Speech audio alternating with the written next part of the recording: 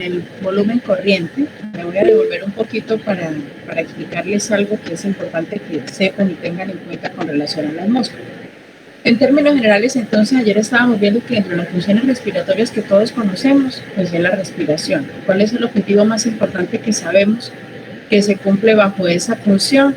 Pues la captación del oxígeno para que sea llevado a todas las células del cuerpo y se puedan cumplir las funciones metabólicas, todo lo que implica la producción de ATP. Y de la misma manera, poder eliminar ese CO2 que se ha liberado en las metabólicas, porque como les decía, el CO2 cuando se acumula, pues va a tener una afectación importante en el equilibrio de homeostasis del cuerpo, específicamente lo que tiene que ver con el pH, el potencial de hidrógeno. Entonces, pues los dos sistemas, tanto el aporte de oxígeno como la eliminación de CO2, son sistemas complementarios. Y a la vez, estos dos sistemas o este funcionamiento complementario pues necesita el adecuado funcionamiento de dos grandes sistemas, que es el sistema respiratorio y el sistema cardiovascular. Cuando cualquiera de ellos, en ocasión, por ejemplo, de un infarto, de una falla cardíaca, o de una enfermedad pulmonar, una neumonía, el asma, pues el objetivo final se va a ver alterado y eso pues va a ocasionar trastornos diferentes en la oxigenación y por supuesto en la acumulación de sustancias de desecho, ¿no? Entonces, al sistema respiratorio no solamente le vamos a acreditar la función respiratoria como intercambiador de gases, sino que dentro de esa función va implícita esta que es la en la regulación del potencial de hidrogeniones o en el pH. Y la razón es porque a medida que se va eliminando el dióxido de carbono, cuya eliminación va a depender de la frecuencia de la respiración. Cuando estamos agitados, cansados, preocupados, ansiosos, nosotros podemos aumentar a expensas de esta situación la frecuencia respiratoria. Y ese incremento en la frecuencia respiratoria pues va a hacer que se elimine mayor cantidad de CO2 y esa mayor eliminación de CO2 pues va a ocasionar una alteración en el potencial de hidrógeno.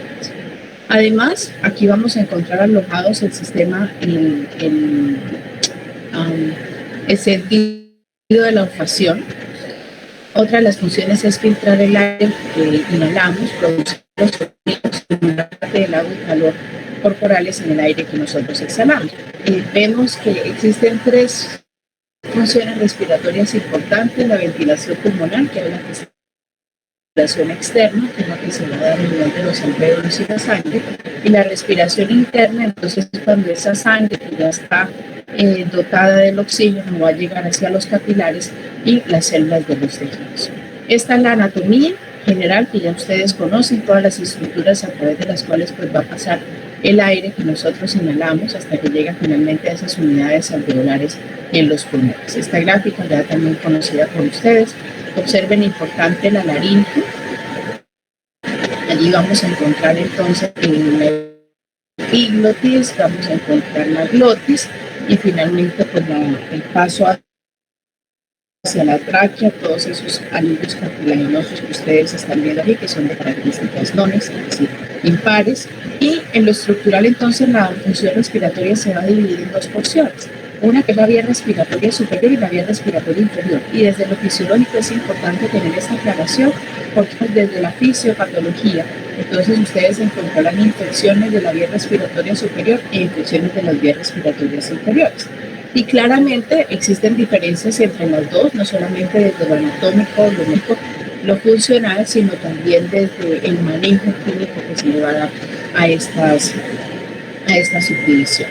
Ayer entonces con una compañera hablábamos esto de que tienen dos partes importantes, en la que conocemos como la porción de conducción, que les decía que son todos esos, es toda la tubuladura, ¿no?, a través de la cual pues el aire va a estar pasando hasta que finalmente va a llegar a los alvéolos pulmonares, donde vamos a encontrar entonces esa función respiratoria. Veíamos ayer, y les decía que me parece súper importante, que ustedes con la composición del aire atmosférico, no es un capricho mío.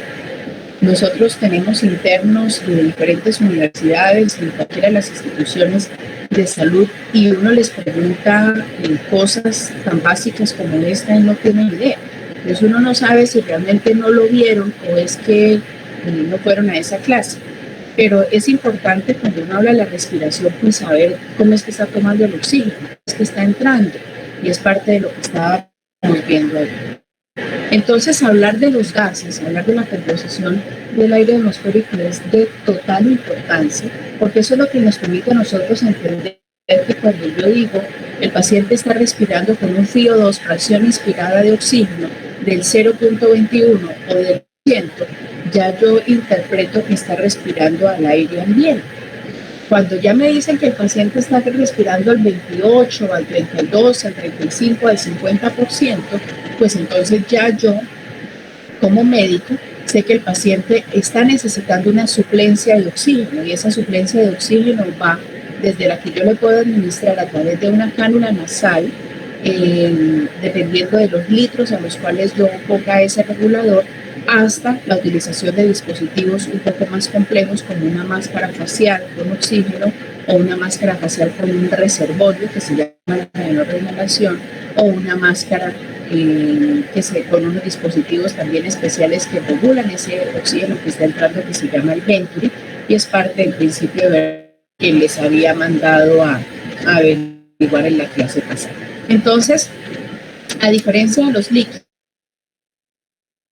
entonces los gases se expanden para llenar el espacio disponible. Entonces están mirando a su alrededor y están viendo que están en la sala, están en el cuarto, están en el comedor, hay muebles, una cantidad de cosas, pero lo que saben de esa estructura, dentro de esas cuatro paredes que ustedes están viendo en este momento, pues es un gas, ¿cierto? Ustedes asumen que ahí está el gas, y él está ocupando todo el espacio que está disponible y el volumen ocupado por un número dado de moléculas gaseosas que va a estar a una temperatura independientemente de la composición de ese gas. Entonces, la presión que se ejerce en cualquier gas, en una mezcla gaseosa, como por ejemplo la que nosotros tenemos en la atmósfera, que es una mezcla gaseosa, veíamos que tenemos el 8% de nitrógeno, 21% de oxígeno, 0,04% de dióxido de carbono, argón, hielo y otros componentes. Cada uno de esos gases está poniéndole a ese 100% una presión parcial. Entonces, del 100% de la mezcla de gases que ustedes tienen en este momento en su cuarto, el 78% es nitrógeno, o sea, tengo una presión parcial de nitrógeno del 78%. Una presión parcial de oxígeno del 21%, una presión parcial de dióxido de carbono del 0,04%. Entonces, esas presiones parciales, si yo las multiplico por la fracción de la cantidad total del gas que representa, entonces eso me va a dar un resultado que es un resultado diferente según la presión, la presión total de la cual yo esté tratando, lo cual yo esté hablando. Entonces, la composición del aire seco, es decir, sin vapor de agua, es oxígeno 20.98%, entonces, como pasa más del 0.5, entonces lo acercamos a la unidad, decimos que es del 21%, dióxido de carbono 0,04, nitrógeno 78.06, como este valor es menor del 50%, entonces lo dejamos en 78, no lo aproximamos de 9. Argón y helio 0.92. Presión barométrica atmosférica de 760 milímetros de mercurio, que es lo mismo que decir que una atmósfera. Entonces, si yo tengo esta presión parcial de los gases, ¿cierto? Dentro de esta composición del aire atmosférico, entonces yo multiplico la presión parcial de ese gas por la presión atmosférica y me va a decir que la presión que está ejerciendo este gas, o sea, su presión parcial, dentro de la mezcla de los gases es equivalente a 597.4 milímetros de mercurio. Entonces, allá en Barranquilla, Cartagena y Santa Marta, la mezcla de ese aire ahí, a orilla de mar, tiene también el mismo 21%. O sea, con independencia de dónde estemos, en el Everest o en Santa Marta, la composición del aire atmosférico siempre va a ser la misma. Siempre. Lo que cambia es la presión atmosférica de la cual nosotros estemos. Entonces, en Barranquilla, la presión atmosférica es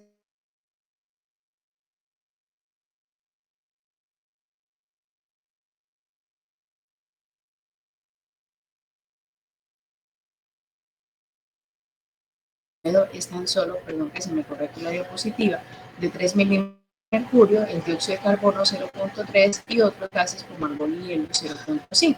Entonces, cuando yo sumo todos estos valores, vuelve y me dan 760 milímetros de mercurio, que era lo que les explicaba ayer cuando les decía que uno tiene una tortica y divide esa tortica en diferentes porciones, es decir, en cada una de esas cantidades del gas que está implícito. Entonces, esto hace parte de las leyes de los gases.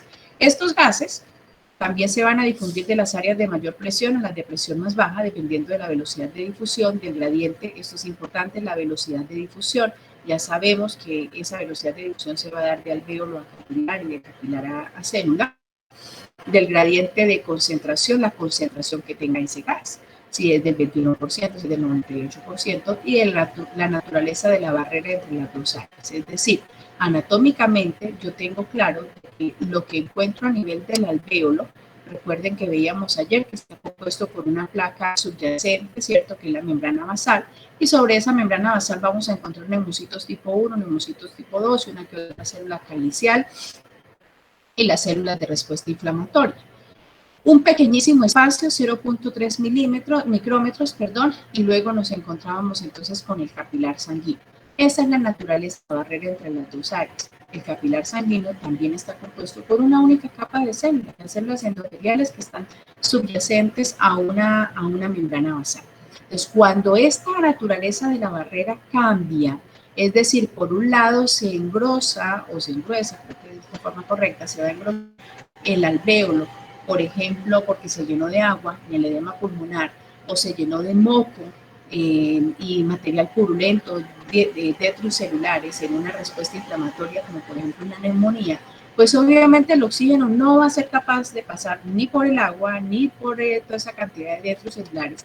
Así, la distancia de ahí, desde el punto del alvéolo al capilar, sigue siendo los mismos 0.3 y el capilar está intacto, porque es que desde la membrana basal del alvéolo hacia allá aumentó la distancia, la barrera se aumentó, precisamente esa cantidad de sustancias que vamos.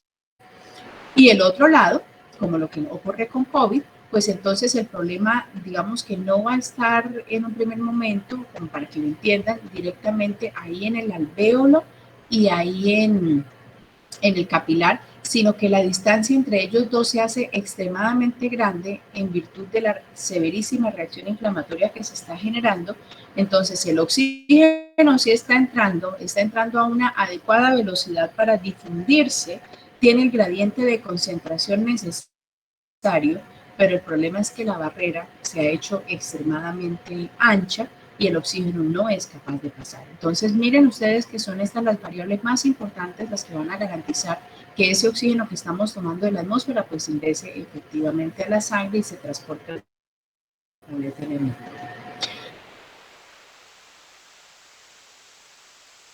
Cuando una mezcla de sangre está en contacto y se permite que la gaseosa se disuelve en él según su presión parcial y solubilidad en el líquido.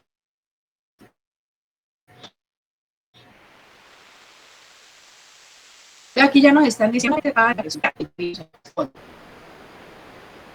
Si le das eso es más soluble o pero tomar eso tomarse una Coca-Cola bien. Entonces abren ustedes la gaseosa, la Coca-Cola y escuchen, ¿cierto? Porque está escapando ese gas que fue metido dentro de esta estructura. Ahora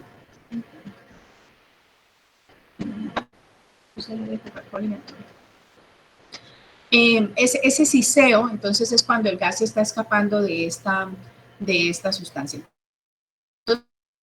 Entonces, ese ejemplo les permite identificar de que hay unos gases para mezclar dentro de la sangre, pero la solidaridad que pues es marcada por el dióxido de carbono que tener.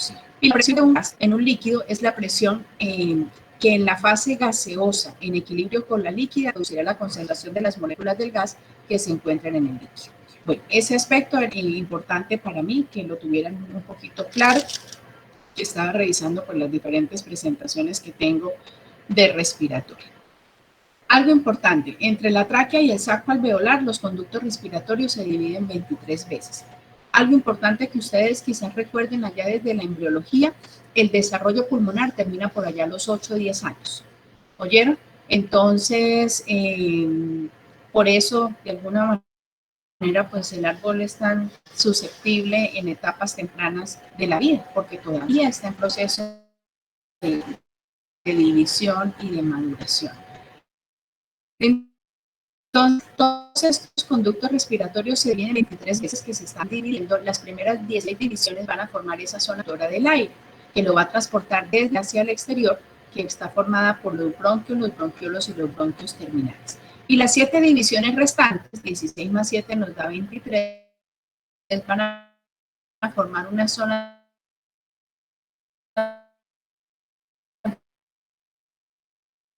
de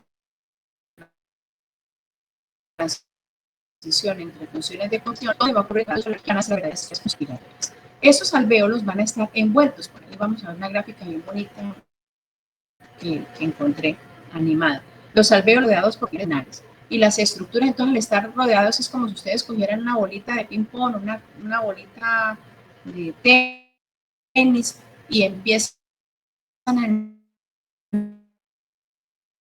enrollarle el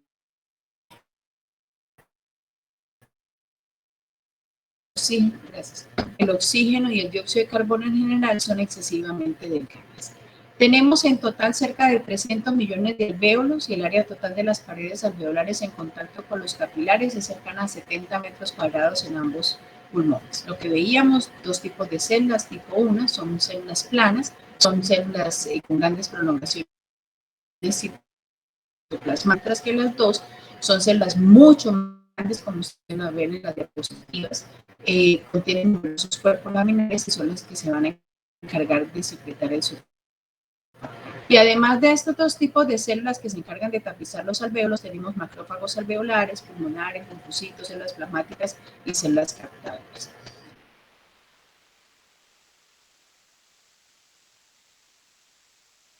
Este es un bronquiolo terminal. Observen ustedes, entonces, esta ya es un tema que se llama bronquiolo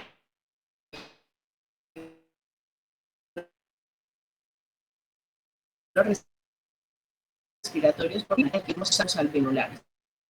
Miren acá. ¿Quién se puede de manera simultánea pequeños poros, unas comunicaciones que se llaman los poros de Kohn, de tal manera que cuando el aire entra por aquí y entra aquí, no solamente va a entrar al alvéolo de al lado, siguiendo esta flecha imaginaria que les estoy poniendo, sino que desde este alvéolo está igualando la presión a este, está igualando la presión a esta, y así sucesivamente, y eso es lo que va a garantizar pues que el aire difunda por todos los alvéolos, ¿no? Ustedes miren lo entramado, lo enramado de la circulación alrededor de estos sacos alveolares. Entonces es precisamente eso lo que permite pues, que haya esa estrecha comunicación entre ellos. Aquí que tenemos un esquema de un neumocito tipo 2, entonces una célula parecida a la que nosotros hemos visto, los cuerpos laminares, fosfolípidos, porque pues como estas son las que van a producir el surfactante, entonces tienen gran cantidad de cuerpos laminares, vemos que tiene colina, aminoácidos, la síntesis de fosfatidilcolina, que recuerda que es uno de los principales componentes de la sustancia tensoactiva, por aquí importante de mitocondrias, y recuerdan ustedes que en virtud de la función de la célula, pues así será la cantidad en número y tamaño de los organelos intracitoplasmáticos. Entonces el agente tensoactivo, mírenlo aquí, ya se está produciendo, y de aquí ven esos puntos rojos. Entonces lo que les está mostrando es, miren este pequeño cuerpo laminar que se está fusionando con vesículas de lipoproteínas, y acá entonces el agente tensoactivo expulsado de la vesícula de lipoproteína, que es esto de los punticos rojos, y estos punticos rojos pues van a salir a la superficie del alvéolo, que finalmente es eso, el agente tensoactivo que tiene esa monocapa lipídica y va a tener esa hipofase acuosa. Y esta gráfica es una gráfica muy bonita que les permite a ustedes pues, orientarse frente a lo que les estaba diciendo. Desde este lado tenemos un alvéolo normal, observen ustedes el tapizado celular, miren una célula tipo 1 grandísima, esas prolongaciones citoplasmáticas, pero ven ustedes la célula tipo 2, pues es una célula que es mucho más alta, que tiene estas vellosidades en su extremo luminal, la producción de surfactante, entonces lo va a poner por aquí. Aquí ven ustedes la capa de surfactante, que es la blanquita que se está señalando. Ven macrófagos alveolares y observan ustedes el espacio intersticial. Entonces sigan la línea verde y eso corresponde al alvéolo, y sigan la otra línea verde y es lo que ya va a corresponder al capilar sanguíneo. Miren el espacio tan pequeñito que vamos a tener acá. Aquí observan ustedes un fibroblasto y del otro lado van observando por los glóbulos rojos que están cambiando su forma, precisamente porque están pasando por capilares de menor calibre que ellos, ¿no? Entonces aquí tenemos lo que pasa cuando se inflama el pulmón. Eso es lo que la traducción final de que se le inflamó el pulmón al paciente. Entonces está con un proceso infeccioso, llámenlo como lo quieran llamar, llámenlo como una neumonía, una pulmonía, una neumonitis, ahora la llamamos COVID. Entonces se va a producir toda esta reacción inflamatoria que ustedes están. Por aquí tenemos la interleuquina 6, que es la que nosotros estamos midiendo al comienzo de la enfermedad, porque se desborda. La interleuquina 1, ustedes que están viendo inmunología, es la interleuquina. Entonces viene el virus, viene a aparecer que todos estos grupos celulares, pues para que la respuesta inflamatoria sea acorde con las necesidades que se tienen. Pero, y esa es una de las cosas que se vio en las series de casos para el género masculino, que había una inhibición o deficiencia de la interleuquina 1, entonces la que termina exacerbando todo el proceso o a través del cual nosotros lo estamos midiendo es la interleuquina 6. Entonces se genera toda esta reacción inflamatoria y miren cómo se ocupa el espacio. El oxígeno llega hasta por aquí, llega por aquí y eso es como cuando ustedes empiezan a soplar a través de un pitillo en un vaso con agua. Empieza a burbujear, pero no va a pasar nada, el oxígeno no va a pasar. Miren, tengo este gran problema por este lado, la naturaleza de la barrera se ha visto alterada. Y por otro lado, miren el espacio intersticial, todo lo que se amplió. Entonces, para el oxígeno va a ser supremamente difícil llegar desde aquí y pasar hasta el capilar sanguíneo. Miren ustedes, entonces el fibroblasto lo tengo por este lado, tengo otras interleuquinas por ahí metidas, tengo neutrófilos, tengo proteasas, la membrana hialina, se ha denudado la membrana basal, entonces se altera la morfología del alvéolo. Miren que hay hasta glóbulos rojos por ahí también metidos, los tetracelulares. Entonces eso se vuelve ahí pues una mezcla lo más de horrible y finalmente pues hay una disfunción pulmonar. Esto normalmente pues lo vemos en la neumonía, lo vemos en esos procesos inflamatorios y ahora pues lo estamos viendo en COVID, como les decía, ¿no? Profe, disculpe una pregunta. Diga. Por lo menos un paciente de COVID que lo intubaron y tiene neumonía ya desarrollada, ¿cómo hacen para sacarle las secreciones si tiene el tubo? Miren, el cuerpo tiene la capacidad de reabsorber. El paciente fue un paciente que no contó con mucha suerte porque en el 5% de los casos el COVID está cursando con SOP o con coinfección. Es decir, en términos generales, al comienzo no va a necesitar un tratamiento antibiótico porque esto es una enfermedad viral. Todo esto se va a producir. Estas son las secreciones, esto es el moco, esto es lo que cuando uno tose, que le suena hasta el alma, es esto que ustedes están viendo aquí. Eso que uno tose y expectora, que es amarillo, que es verde, es esto que está aquí. Y eso ustedes lo han visto, tiene una densidad, es muy denso, muy espeso, no va a salir. Si el paciente fue intubado es porque lo necesitaba, el oxígeno no estaba pasando por todo esto. Si no está llegando a esto, los índices de oxigenación, uno de los índices de oxigenación es la relación entre esa fracción inspirada de oxígeno y la saturación de oxígeno. Y eso solamente nosotros lo podemos medir cuando tomamos una muestra de gas arterial. Es decir, a través de un algoritmo que viene implícito, yo estoy tomando una muestra de sangre arterial, la estoy procesando en una máquina y la máquina me está diciendo, mire, la PaO2 es de 40. La presión parcial de oxígeno en esa sangre que usted me está diciendo, con un FiO2 al 100%, yo puedo tener 40. ¿Tienen ahí calculadora? Supongan que es 40. Sí. Entonces vamos al siguiente ejercicio para tratar de sacar una papi que entiendan qué es lo que está pasando con esto. Entonces, por ejemplo, el paciente tiene una PO2 de 92.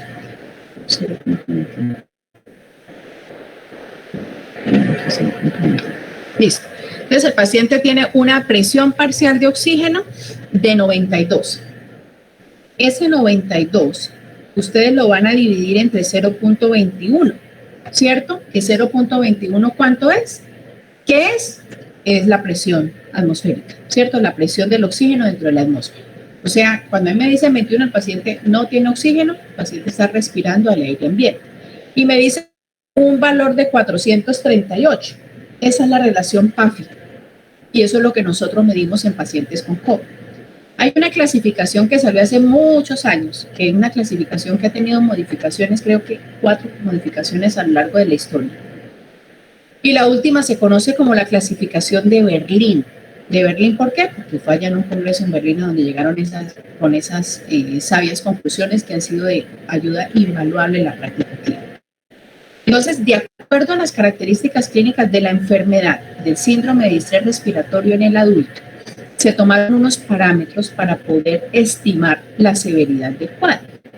De esos parámetros, un importante es la radiografía de tórax. Si la radiografía, si ocupa la inflamación o la infección ocupa un cuadrante, 2 cuadrantes, 3, 4 cuadrantes, dividiendo la radiografía en 4 cuadrantes. Y otros los parámetros supremamente importantes, son 6, pero voy a citarles solamente este, es esa relación de la PAFI. Entonces, una persona normal, sana, va a tener una PAFI alrededor de 300 a 400 o 500. Eso la tienen ustedes y la tengo yo en este momento. Cuando nosotros hablamos de un Berlín moderado, significa que la relación de la PAFI va a estar en 150 y 200. Y hablamos de que el Berlín es severo cuando la relación de la PAFI está por debajo de 150 o está por debajo de 100. Bajo esas consideraciones, más los scores nuevos que se crearon para el COVID, uno estima el grado de severidad en el cual se encuentra el paciente para tomar la decisión de intubar. Yo voy a irle dando respuesta a tu pregunta, según lo que has contado. Entonces, la decisión de intubar a ese paciente estuvo supeditada a algunas características. ¿Qué nivel de PAFI tenía? Que seguramente estaba por debajo de 100. ¿Cuál era el nivel del trabajo respiratorio? Es decir, estaba haciendo esfuerzo para respirar, utilizaba los músculos intercostales y me detengo a responderte porque respetuosamente no sé si lo estás preguntando por un familiar, porque es que todos hemos tenido a alguien cercano metido en esto. Entonces, a veces, pues, uno se queda corto en dar explicaciones y uno se queda corto en entender a veces las cosas que los médicos hacemos. Entonces, tenemos 2 razones. Y ese trabajo, ese esfuerzo que está haciendo el paciente, lógicamente va a consumir oxígeno, porque está poniendo toda su fuerza en sus músculos respiratorios para tratar de capturar el oxígeno del ambiente. El problema no está ahí, el oxígeno está en el ambiente. A él seguramente sí le está entrando el oxígeno. El problema que tenemos es que no pasa esta barrera. Pero como el cuerpo no lo sabe, el cerebro no lo sabe, entonces empieza a trabajar todos los músculos intercostales, el diafragma con todas sus fuerzas, tratando de capturar ese oxígeno, haciendo todo lo que puede, todo lo que está a su alcance para capturar ese oxígeno, pero el problema grandísimo que estamos teniendo allí es que nos estamos consumiendo el oxígeno, el poquito oxígeno que tiene el paciente, el poquito que pasó por los alvéolos que estaban sanos. La frecuencia respiratoria, entonces a ese incremento del trabajo le tienes que sumar la frecuencia con la que lo estás trabajando. Normalmente respiramos 12 veces por minuto, 16, los recién nacidos 45, pero ya, y en un adulto la frecuencia también baja a 10 a 12, adulto mayor. Entonces digamos que esos son como los 3 parámetros más grandes que nosotros vemos en el paciente: el trabajo respiratorio, la frecuencia respiratoria y las características de esa respiración. Médico, polimédico. Si está polimédico, la cosa está muy mal, porque perdió el patrón respiratorio y está haciendo diferentes patrones respiratorios. Y lo que va a venir es el colapso respiratorio en ese paciente. Entonces, se toma la decisión de intubar con un score de severidad de Berlín, que seguramente está por debajo de 150 de 100 puntos, según lo que hemos visto. El paciente seguramente en esta situación se le fue incrementando el soporte de oxígeno. Llegó ahogado a la institución se le puso una cánula, la cánula no fue suficiente, lo pasaron a una máscara de no a un Venturi, y del Venturi se saltaron a una máscara de no reinhalación, y la máscara de no reinhalación, que normalmente es al 60, pero de alguna manera terminamos poniéndola al 90, el paciente está desaturado, el paciente está mal, el paciente está con marcado trabajo respiratorio, y antes de que venga el paro respiratorio, nos toca que intubar a ese paciente. ¿Sí? El paciente se intuba. El paciente tiene entonces una coinfección, es decir, tiene dos procesos en ese momento, una neumonía bacteriana y la neumonía viral. ¿Listo? Y en el contexto entiendan eso. Esta respuesta inflamatoria, que es lo que va a traer como consecuencia la de pulmón, neumonía, proceso inflamatorio, puede ser de cualquiera de esas dos etiologías. Entonces hay que aclarar si el paciente tiene eso. Pero para lo que me preguntas, compañero, y su preocupación es todo este montón de moco, ¿y qué va a hacer con todo ese montón de moco? Lo que hacemos con la ventilación mecánica es rescatar los alvéolos que estén colapsados. Nosotros estamos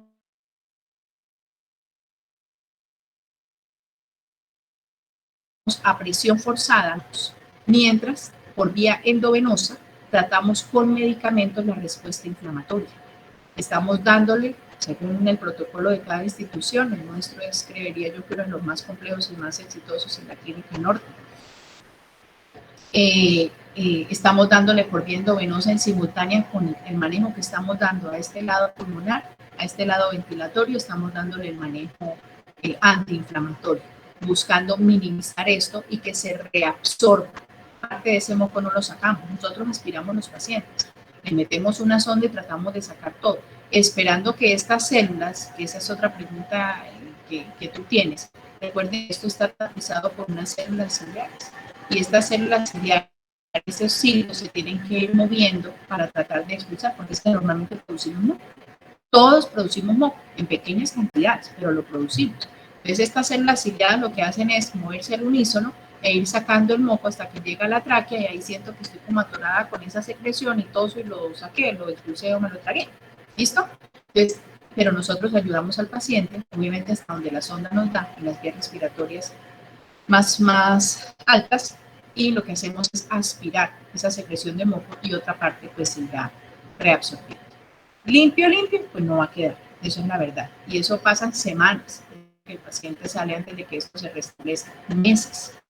Y quizás muchas zonas no se van a recuperar, porque ya sabemos que esta enfermedad es una enfermedad que va a generar fibrosis. Así que esto tan bonito que ustedes ven aquí va a terminar convirtiéndose en un cuerito o en un cartílago como el de la oreja. Por ahí no va a haber difusión. Ese alvéolo que normalmente se iba a inflar, como el globito que les estaba diciendo, apachurrar por la expiración, pues va a perder sus características y se va a volver una sustancia rígida y a funcionar. No sé si ya con eso le di respuesta a tu pregunta. Sí, profe, muchas gracias. Entonces nos devolvemos a lo que veíamos ayer.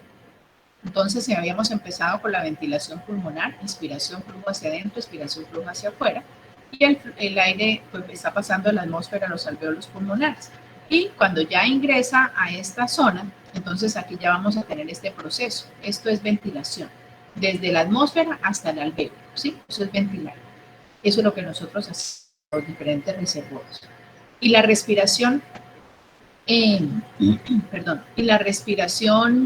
externa es esta que vamos a tener acá. Desde el alvéolo, desde este punto, el oxígeno y va a pasar a este capilar. Y la respiración interna es de este capilar hacia la célula del tejido. Entonces vamos a ir viendo cada uno de estos aspectos que estábamos mencionando el día de hoy, ¿no? Inspiración, entonces para que el aire fluya hacia el interior de los pulmones, la presión dentro de estos debe ser inferior a la atmosférica. Diríamos que normalmente, ¿cuál es la presión que normalmente es subatmosférica? Intraalveolar o intrapulmonar, que es la misma, o intraparenquimatosa, que es la misma, o la intrapleural. ¿Cuál de las dos es normalmente subatmosférica? La intrapleural. Sí, señora, muy bien. ¿Cuántos milímetros de mercurio aproximadamente? Creo que entre -3 y -6. Bueno, ese menos 3 y menos 6, ese menos está haciendo relación a que es negativa, ¿cierto? Por eso nosotros hablamos de que le vas a poner presión negativa al paciente, le vas a poner presión positiva, ¿cierto? Nosotros le ponemos presión positiva, no la podemos poner. Eso ya está hecha bajo los principios de la fisiología. Entonces, ese signo menos que ustedes ven allí es para recordarles que la presión es una presión negativa respecto a la presión atmosférica. ¿Listo? Entonces, eso es para que se vayan familiarizando con esos términos. Es de más o menos 2 a 3 milímetros de mercurio por debajo de la presión atmosférica. Mientras que la presión intraalveolar va a ser en estado de apnea, en estado de reposo, igual a la presión atmosférica. ¿Sí? Esas dos son iguales.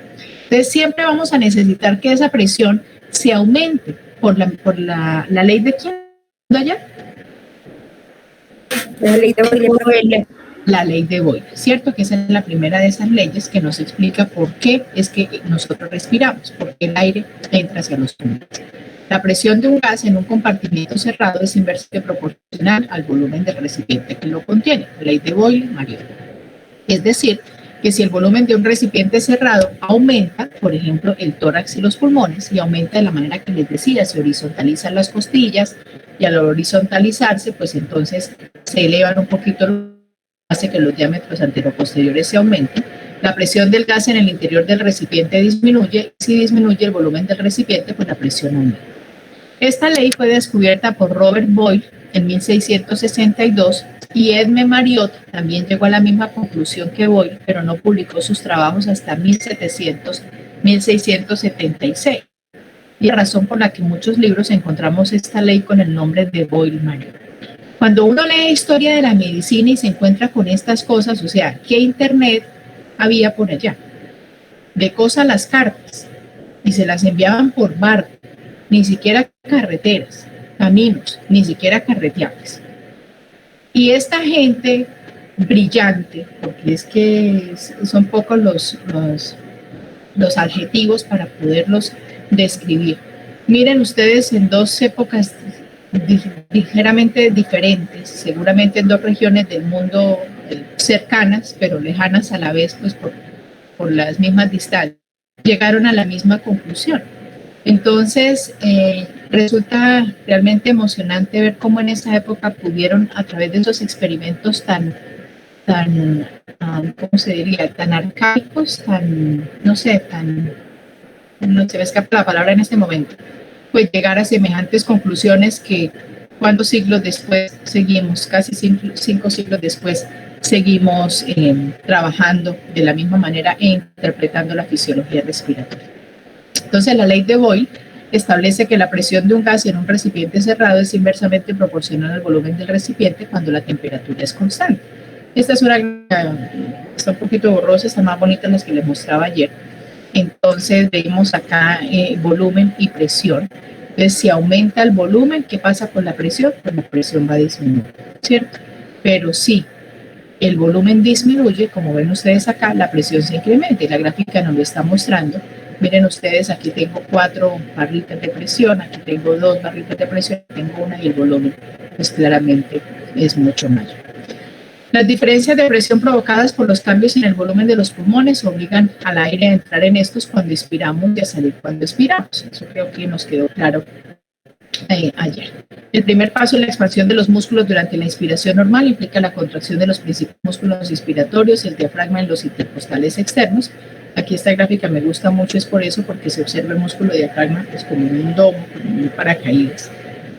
Observen ustedes que más o menos a nivel, esta es la clavícula, 1, 2, 3, 4, 5, más o menos a nivel del sexto espacio intercostal, es donde vamos a tener esa implantación del diafragma, como pueden ver ustedes acá. Entonces el pulmón puede bajar todo esto 10 centímetros gracias a la disminución del diafragma. La inervación del diafragma es por el frénico. Entonces, cuando a nosotros nos da hipo, ¿cierto? Entonces, son contracciones espasmódicas del frénico. Y al generarse esa aberrancia en la conducción nerviosa a través de este nervio, pues se genera la contracción del diafragma. Y esa contracción del diafragma es lo que hace que se genere el movimiento característico del hipo. Y esa contracción hace que salga aire a través de la epiglotis. Entonces, entonces no sale de una manera, decirlo de alguna forma, sino que sale bruscamente y eso es lo que ocasiona ese sonido característico y ese movimiento característico. Esta inervación, segmentos cervicales 3, 4, 5. Por eso los pacientes que son víctimas de traumas que comprometen cualquiera de estos segmentos, esta función comprometida y por lo tanto la función respiratoria. Son pacientes que no van a poder respirar por sí solos, porque se necesita esta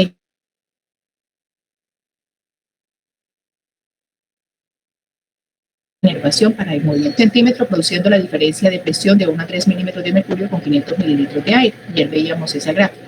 Cuando es una inspiración forzada, por ejemplo, que nos vamos a meter a una piscina, entonces se puede descender hasta 10 centímetros y si uno me daba de 1 a 3, pues aquí entonces se potencializa y me va a terminar dando una diferencia de presión de 100 milímetros de mercurio y la inspiración pues va a ocasionar esa entrada de aire total.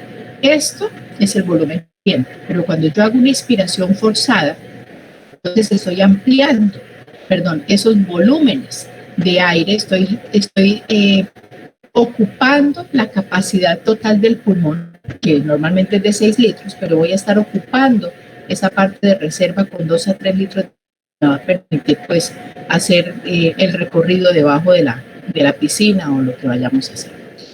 La presión intrapleural, muy bien, subatmosférica. Miren que acá este texto, esto es otra fisiología, la tórtora, dice que es de 4 milímetros de mercurio, menor que la atmosférica, o cerca de 756. El otro libro nos decía que es 2 a 3 milímetros de mercurio. Con la contracción del diafragma y los intercostales aumenta el tamaño total de la cavidad torácica, por lo tanto disminuye la presión intrapleural a 754 milímetros de mercurio. Entonces miren, siempre fijo, vamos a tener esta caída. 2 a 4 milímetros de mercurio, fijo, normalmente. O sea, estamos en apnea, esto va a ser así. Siempre va a haber una presión negativa. Pero cuando inicia la fase de la inspiración, la presión cae un poquito más, cae a 754. Y la de 760 que tenía yo dentro del alvéolo, pues va a caer un poquito a 758, 756. Las dos van a ser subatmosféricas, pero para que vean así súper presente. Al aumentar el volumen de los pulmones, sí, díganme. Qué pena, es que usted estaba hablando anteriormente sobre el nervio frénico. Yo siempre he tenido la curiosidad de que si en una operación, por ejemplo, dañan el nervio frénico, o sea, el paciente no va a volver a respirar solo. No es que no vuelva a respirar solo. Afortunadamente existe de manera bilateral y es una catástrofe. Sí, así como usted lo dice, sí es una catástrofe. De hecho, en anestesia nosotros hacemos unos bloqueos, o sea, no damos la anestesia general, sino que administramos anestésicos cerca de los nervios. Y una de las cosas que no podemos hacer es hacer ese bloqueo de forma bilateral, porque existe el riesgo de que se inflame, se lesione el nervio frénico, y eso va a ocasionar alteración en la mecánica ventilatoria. No tanto así como lo planteas que el paciente no vaya a respirar, tendría que ser la sección de los dos frénicos. Pero claramente sí le va a traer muchos problemas respiratorios al paciente. Bajo ese concepto, como no es una lesión neural superior, entonces el paciente tendría que darle un dispositivo para que cumpliera esa función de contracción del diafragma. Y eso se hace. En algunos casos, bien por estas lesiones o por alguna enfermedad relacionada con un mal funcionamiento, entonces es como si fuera un marcapaso que se le va a colocar al diafragma precisamente para hacer la contracción. Sí, señora. Bueno, profe, gracias. Con gusto. Entonces, al aumentar el volumen de los pulmones, la presión alveolar intrapulmonar cae de 760 a 758 milímetros de mercurio. Se establece una diferencia de presión entre las alvéolos y como el aire fluye de una región de mayor presión a otra de menor presión, pues va a dar lugar a la inspiración. Y aquí en esta gráfica pues lo estamos viendo. Entonces en la inspiración el aire entra a los pulmones, sigan ustedes el recorrido de las flechitas, miren el movimiento como se está dando, miren cuánto desciende el diafragma, miren los pulmones que pasaron de acá, entonces sumen el centímetros ahí que vamos a tener. Y en la expiración pues el aire sale de los pulmones. Entonces, para que se pueda dar la expiración, veíamos ayer ese retroceso elástico, ¿cierto? De las fibras, por un lado. Entonces, gracias a ese retroceso elástico de las fibras, ¿qué está pasando con la cavidad? Estamos usando la ley de Mariotte a la inversa. Entonces, está disminuyendo el volumen y la presión se está incrementando. Entonces, ¿cuál presión? La presión que está contenida dentro de los alvéolos. Entonces, ya no es ese 758 que era por debajo de la atmosférica, sino que ahora son 762. Y por diferencia de presión, recuerden que los gases se mueven desde los gradientes, de un gradiente de menor concentración a uno de mayor concentración. Entonces tengo mayor concentración de gas en este momento a una presión mayor a nivel de los pulmones que la que tengo en la atmósfera. Entonces todos estos eventos en conjunto son los que van a hacer que la expiración sea un mecanismo efectivo. Entonces se va a dar esa contracción de los pulmones, se da la contracción del diafragma, cambian los diámetros anteroposteriores de la cavidad torácica, se produce la relajación de los músculos intercostales, la relajación de los músculos pectorales y finalmente el aire va a salir a través de los pulmones. Esta es otra gráfica de internet donde nos muestra esas presiones. Entonces miren ustedes, esa diferencia de presión se denomina la presión transpulmonar. 700 presión intrapulmonar, o sea, intraalveolar. 756 la presión intrapleural. Y la diferencia entre estas dos presiones se denomina trans, la presión a través de los pulmones, que va a ser de 4 milímetros de mercurio. En inspiración, aquí nos muestran -3, como decía la compañera, haciendo alusión a que es una presión negativa. 774, miren que aquí tenemos 6, eso hace que el aire ingrese. Y para la expiración, entonces debe subir la presión intrapulmonar o la presión intraalveolar a 763 milímetros de mercurio, más que la de la atmósfera, y la presión intrapleural, que se acerca, ¿cierto? Porque la teníamos en 754, se va a acercar finalmente a su valor normal, que era subatmosférica, 756, y es la manera como se da la expiración. Entonces, la expiración se debe a un gradiente de presión, pero en este caso el gradiente va a ser en la dirección opuesta. La presión en los pulmones va a ser mayor que la atmosférica. Antes se consideraba como un proceso pasivo, pero realmente es un proceso tan activo y tan importante como la expiración. Se produce por la retracción elástica de la pared del tórax y los pulmones, que tienen una tendencia natural a retraerse nuevamente después de su expansión. Las fuerzas que dirigidas hacia adentro contribuyen a la retracción elástica son el retroceso de las fibras elásticas. Por favor, recuerden eso siempre, siempre, no para el examen, eso es para toda la vida. Uno encuentra con unos médicos que santísimo rocío. El retroceso de las fibras elásticas que fueron estiradas durante la expiración y la tracción hacia adentro de la tensión superficial ejercida por la capa de líquido alveolar. Y esa tracción hacia adentro es lo que hace lo que veíamos en la otra gráfica, que el pulmón se encoge, que el pulmón se contrae. Esa es la explicación, esa contracción pulmonar. Esa tracción hacia adentro, esas fuerzas que inicialmente estaban expandiendo en todas las direcciones el alvéolo para que no se colapsara, ahora van a traer, es como si jalaran hacia adentro cada uno de esos alvéolos. Por eso en la gráfica veían ustedes que les decía se contrae el pulmón. Y no es que literalmente ocurra como la contracción de la fibra muscular que veíamos una semana, va a ocasionar que se genere esa tracción hacia adentro ejercida por la capa de líquido alveolar. ¿Cuáles son los factores que afectan la ventilación pulmonar? Entonces, entre el ambiente y el alvéolo, es decir, todo lo que tenga que ver con las sustancias surrogantes. La accesibilidad pulmonar, la capacidad que tenga este pulmón de, a través de la elastancia, de ese retroceso elástico de las fibras musculares, poderse expandir de esa manera adecuada. Y finalmente la resistencia de las vías aéreas. Esa resistencia de las vías aéreas pues va a estar dada por la diferencia de la presión intraalveolar menos la presión atmosférica sobre la resistencia.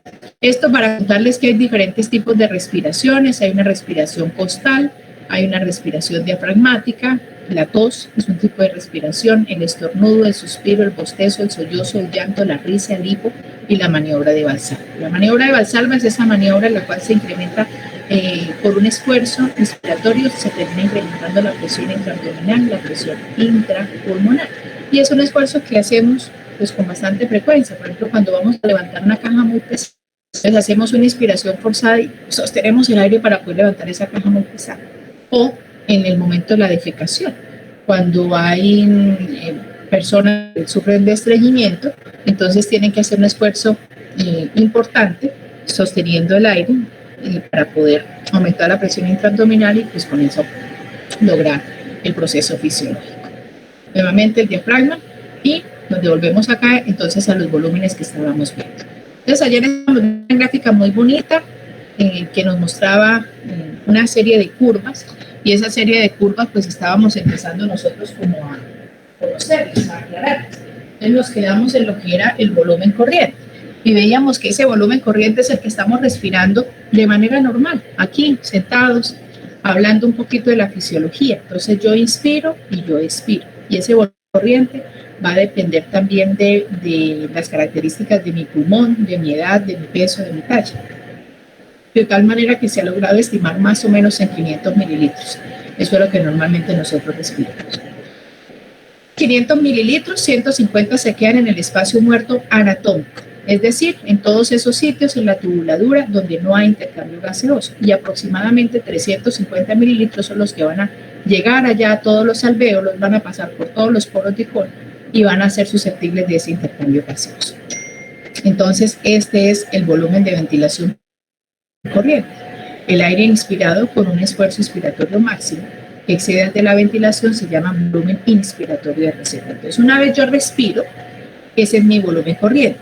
Pero si yo hago una inspiración con un esfuerzo inspiratorio máximo, y háganlo, inspiren todo lo que el pulmón les dé, todo lo que pueda, que está excediendo a la ventilación pulmonar, o sea, es superior a estos 500 mililitros, o sea, además de los 500 mililitros me está entrando otro montón, y ese se llama el volumen inspiratorio de reserva. Es esa capacidad de reserva adicional que tienen los pulmones para que yo le pueda meter 2 o 3 litricos más de aire. Cuando yo lo boto, el volumen expelido por un esfuerzo expiratorio activo, después de la expiración pasiva, entonces tomen aire, bótenlo de manera tranquila y ahora hagan un esfuerzo para botar más de lo que botaron antes. Eso es expiratorio de reserva. Entonces es el volumen que es adicional al que yo tenía a través de ese volumen corriente que podía exhalar. Y finalmente, el aire que me va a quedar en los pulmones después de que he hecho este esfuerzo respiratorio máximo es el volumen residual. Siempre nos queda aire dentro de los pulmones. De otra manera, esto se colapsaría. Entonces, nosotros tenemos un volumen residual. Y el espacio ocupado por el gas en la zona de las vías respiratorias que no se intercambia con el de la sangre de los vasos pulmonares es el espacio muerto respiratorio.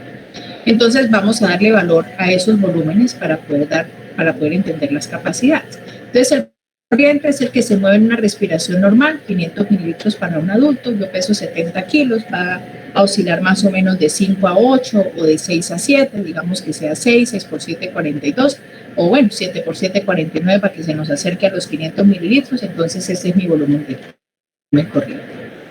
Si además de este volumen corriente yo hago una inspiración forzada, que se va a llamar reserva inspiratorio, el máximo que se puede inspirar por encima del anterior en una inspiración forzada, que es más o menos de 2 a 3 litros.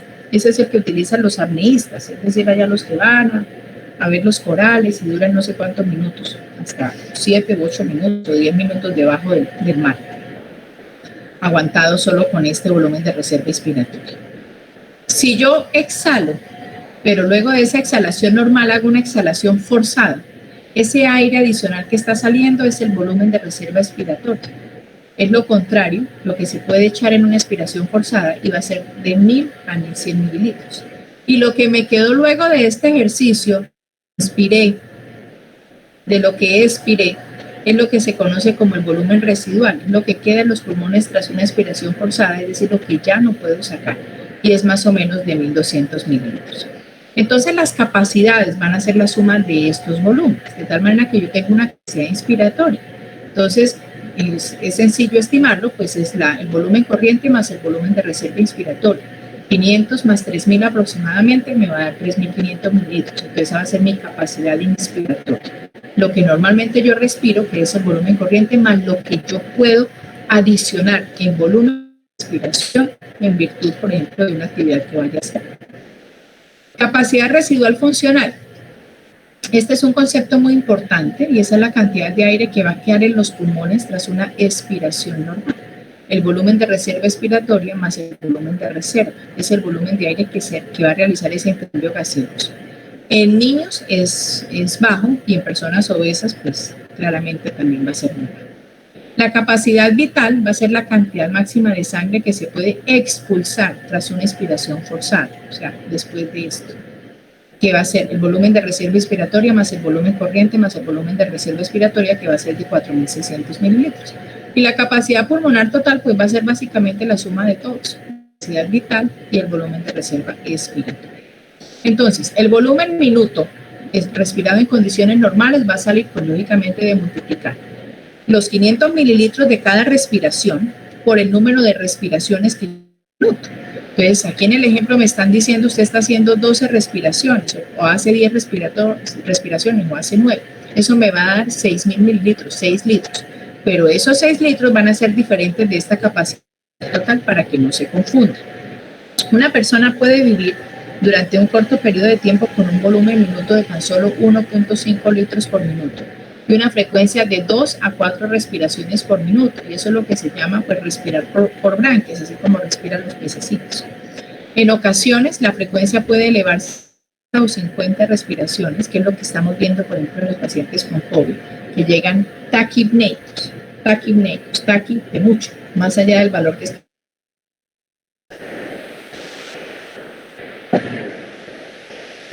Y entonces, en este escenario, el volumen corriente puede llegar a ser hasta la capacidad vital, porque si multiplico el 500 por esto, pues me va a dar una cifra realmente absurda.